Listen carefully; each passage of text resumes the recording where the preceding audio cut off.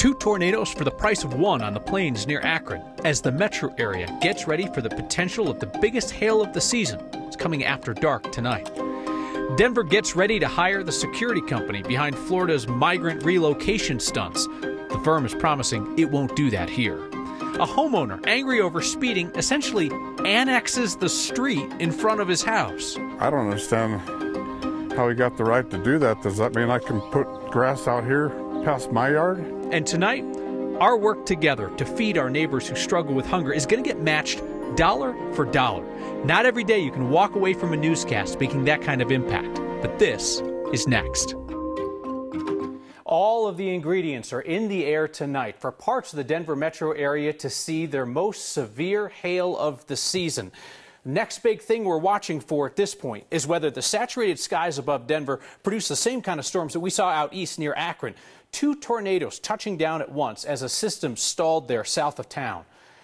Danielle Grant, the fact that the metro area has avoided a severe storm so far today is not necessarily good news for tonight. No, because we still have so much energy, so much heat in the atmosphere here across the I-25 corridor. These storms, while they're blowing up across the northeastern plains, a lot of that energy will eventually get pushed back in here to the urban corridor. So no, we are not done yet. While most of the action this afternoon into early this evening has been out there where we saw the twin tornadoes near Akron up towards Sterling too. Huge baseball-sized hail right there. And look at this, more than 2,000 lightning strikes within the past 20 minutes alone. It has been so incredibly active out there. And again, we're going to be looking at most of this shifting back to the west, back here to the metro area. We have incredibly heavy rains coming down, flash flooding concerns out there too. I just sliced this storm that is near Akron in half. Look at these cloud tops, easily 40,000 feet. This storm is monstrous out there, and it has just been sitting to the south of the city, putting down so much water in such a short period of time. Hence the reason we have this flash flood warning that will continue through late tonight. We still have these areas in red, the tornado warnings continuing to go off to the northeastern plains because we still have rotation in these clouds. Again, we zoom back in here to the city and we really have not seen much. However, in the next hour, I anticipate seeing these storms really begin to fire up, so much so that we just now have this severe thunderstorm warning that was put in place that's going to continue until 6:30 tonight. Boulder, Jefferson County. You can see out there toward El Dorado Springs, that area in blue, indicating potentially quarter-size hail, heavy rain showers coming throughout parts of Boulder. A couple of storms just beginning to bubble up toward Edgewater. This is just the beginning, folks. We'll go through the timing the rest of tonight when I anticipate really the worst of these storms. Kyle moving in here to the metro area. That'll be in about 10 minutes. All right, we'll talk soon. Thank you, Danielle. The community groups that have been helping to lead Denver's response to migrant arrivals have some real questions about what's going to happen if the city outsources that effort to a security company. A security company that's worked with Florida's Republican governor to dump migrants in other places led by Democrats. Here's Mark Salinger. Questions? One other question I have are common at City Council. Are your clients there municipalities? So is Denver your first step? With the $40 million contract on the table, two executives from DC-based Garda World Federal Services say their answers can help solve Denver's migrant crisis. We will not share with U.S. ICE any information related to migrants served under the contract. The meeting came with promises to open a shelter for 1,000 people, provide food, services, medical attention, and even tickets for migrants who want to travel somewhere else. The company is Denver's top choice to outsource its entire response to migrants arriving from the southern border. It'll cost around $20 million through the end of this year. But there are questions. Contracts show Garda World was involved in a program in Florida, led by Governor Ron DeSantis, to fly migrants to Democrat-led cities. Today, Garda World responded, saying they only provide medical assistance. The company's president said Garda World would not be involved in flying migrants out of state if Denver awards them the contract. We understand the concerns that interstate migration relocation can cause, and we will not pursue this type of service so that we may focus on our critical work supporting the city of Denver. For 7 months, Denver has relied heavily on community groups to help migrants. That would change with this contract. It is a good idea to bring one entity that only focuses on that. It doesn't have to be from out of town. Yoli Casas is the head of Vive Wellness, an organization that's led the charge to aid migrants in Denver. She says the city needs to learn from what went wrong earlier this year when thousands of people arrived every day without a place to stay. She hopes whoever is chosen leans on them to help. Once a vendor is chosen, it's more about how are they going to come in to our city and how are they going to help us. So we talked about the $20 million price tag through the end of the year. It could cost up to $40 million through March of next year. But some of the concerns raised today is that only accounts for migrants arriving here in their first couple of weeks here in the shelters. There's no real long-term plan or budget for how to help people integrate into Colorado and get those services for months to come, Kyle. We've watched the city of Denver scramble for physical locations to house people. And these are the folks who know the lay of the land of the city. And they put migrants in rec centers. There are people sleeping in a parking garage overnight. Exactly. Garden World doesn't know Denver the way the city does. No. And we're told what they said in front of City Council today is that they already have teams out here trying to find locations for this 1,000-person shelter that they say that they can open. At this point, we're not exactly sure where they're looking, although we are told that what they said in front of City Council is that potentially industrial areas, a big warehouse that they can house everybody. That presents a whole nother layer of challenges in terms of how do you get people to services, their jobs, so on and so forth. And how do you tell the community this is happening? This is where it's happening. All right, Mark, keep up the good work on this. So Denver's most contested open space, open land, just got a bit of a zoning change. City Council has rezoned the Park Hill Golf Course after voters resoundingly rejected developing that site. The zoning change means the land can again be used as a golf course. There's no indication that that's going to happen because its owner, Westside Investment Partners, has shown no appetite to operate a golf course there. They're basically sitting on this land, waiting for the city to buy it back from them and then turn it into some kind of open space as directed by voters. Mayor-elect Mike Johnson's team told us today he's looking for the quote-unquote best deal to make that happen. A Christian preschool is now suing the state. It wants to be part of the universal pre-K program, but it also wants the ability to discriminate. Darren Patterson Christian Academy in Buena Vista is a pre-K through 8 school. Leaders there filed a federal lawsuit yesterday asking a judge to exempt the school from state requirements that prohibit discrimination, religion, sexual orientation, gender identity. The suit claims those anti-discrimination protections violate their religious right to, quote, hire those who share their faith.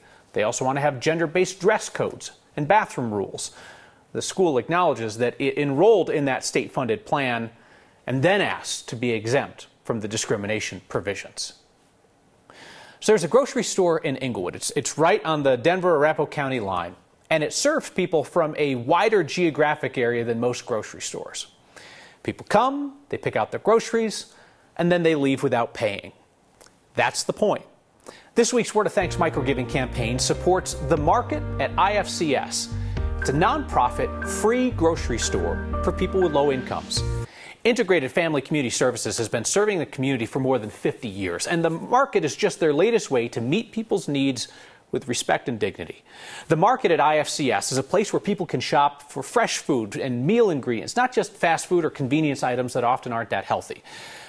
This nonprofit wants every family, regardless of income, to be able to make meals that they will remember, meals that create family traditions and memories.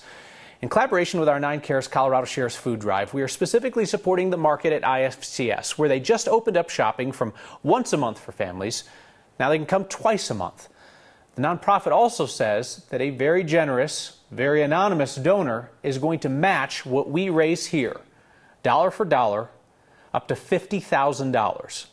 That is pretty remarkable, and we have been at this now, raising $5, $5, $5 for 3 years. Scan the QR code on your screen or text the word THANKS to 303-871-1491 to get that link to donate. As always, you've proven that microgiving works, so I'll match the first 50 donations of $5 to get us started. And tonight, it's doubled. We're going to stock up the shelves at The Market at IFCS with all that healthy food that our neighbors need and want so they can create great meals and family memories. We want to try and promote as much as we can a sense of healing. A sense of healing at Pride, but also there's a real need for security after shootings near 2 Nugget celebrations last week. A homeowner, fed up with safety on his street, just took it over. Can you eminent domain government property, like a road? We'll find out next.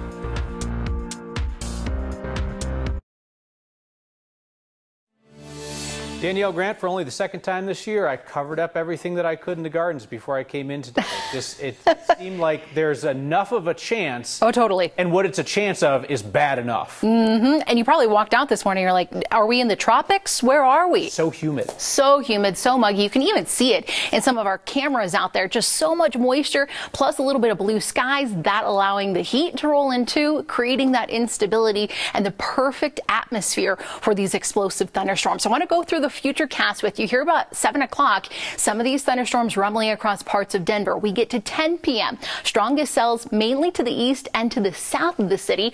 1 a.m., we are not done yet, folks. We are talking about storms still that could be dropping large hail, easily 1 inch or 2 in diameter, and that can do a lot of damage. By about 4:30 tomorrow morning, when our morning crew gets on air, most of the action will be across the eastern side of the state. We'll see some clearing early tomorrow morning, and then here we go again. By 2-3 o'clock, these thunderstorms will fire back up, and we have a chance a little less than what we're looking at today, but some of those tomorrow could potentially turn severe and could again bring us huge hail.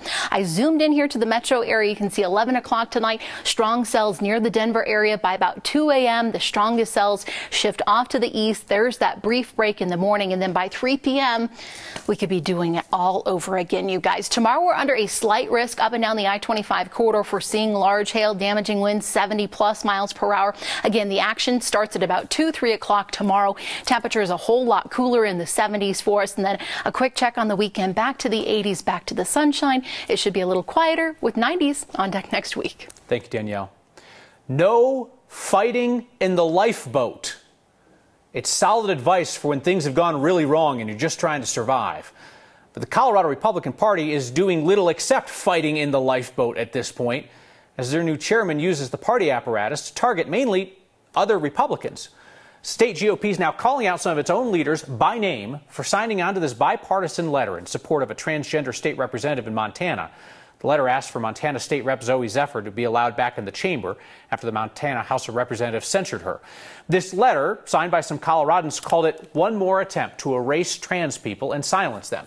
The letter was signed by 4 Colorado elected Republicans, State Reps Ron Weinberg and Rick Taggart, Castle Pines Councilman Roger Hudson, and Doug Co-Commissioner Abe Layden. The Colorado GOP just reprimanded them by name for being, quote, willing pawns to an outrageous publicity stunt. Organizers are expecting almost 500,000 people for Denver's Pride Fest this weekend. Safety and security is going to be on a lot of people's minds.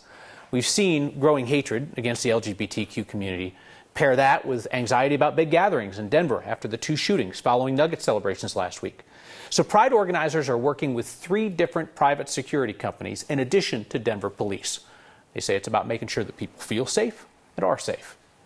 And I think that there are elements in the community that are really trying to stir up this type of hatred against the LGBT community. We also work very closely with different agencies to make sure we're monitoring the possibility of any threats that could disrupt the event. And at this point, we're not aware of any threats possible. So it should go off without a hitch. This will be Denver's first Pride since the Club Q shooting in the Springs. Several of the survivors are some of the Denver Parade's grand marshals. I like all my neighbors. I know some of them are pretty mad at me right now. I mean, he did take over the road that's next to their homes. He says it's about safety. The city says it's illegal. Story's next. One look at a street in Aurora and you can tell something strange is happening, because it looks like a homeowner put his lawn and some metal poles right where the cars are supposed to drive. That's exactly what happened. And the city is not happy that someone took its property. Here's Katie Eastman. A drive down South Coolidge Circle in Aurora requires a second glance. And maybe a little backing up because of this new feature. It has the hazard cones coming out of it. Everybody's been kind of going over there like, what the heck is this? No one really knows what to call it. It comes off a little petty, but I think it's so funny. Your lawn has been extended. Yeah. Tell me about that. Why did that happen? Okay, this happened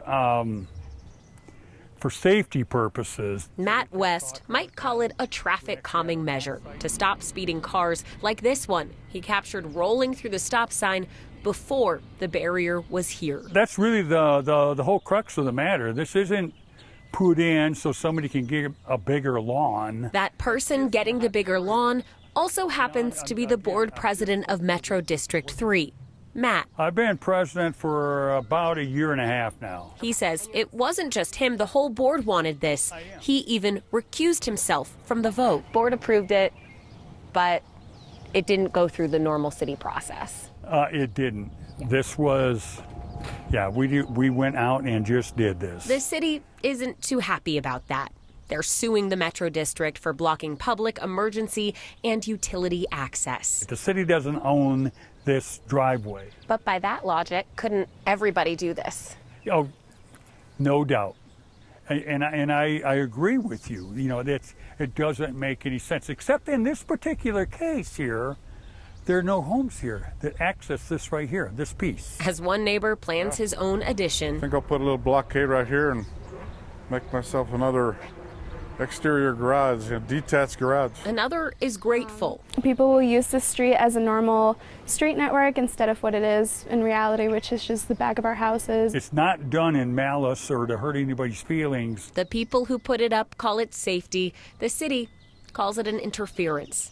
Whatever it is, we'll see how long it stays. For Next, I'm Katie Eastman. That is pretty wild. The Metro District used to have speed bumps through there. Matt says the city came to him and said they weren't installed correctly and took them out. A 2D tribute to the Nuggets' Jamal Murray is the most Colorado thing we saw today. You rushed out to see it before the rain. Dad and I headed to the store, and on the way home we were pulling in the driveway and he kept yelling, "Don't run over Jamal, don't run over Jamal." I drew this, it's Jamal Murray. So we stopped before we got up to him and opened the door, and we were highly impressed. I think it came out really good. Last night I said, well, what picture did you look at? The photo was when they were in the bubble. I couldn't believe that they went to the finals and they won. And I couldn't wait to post it on Facebook and share with all of our friends and family. I could post anything and don't get a lot of comments or likes, but this thing was blowing up. Lots of comments just saying how good he did, and I would agree. It's all washing away tonight. Aaron's got your feedback about religious schools and discrimination. That is next.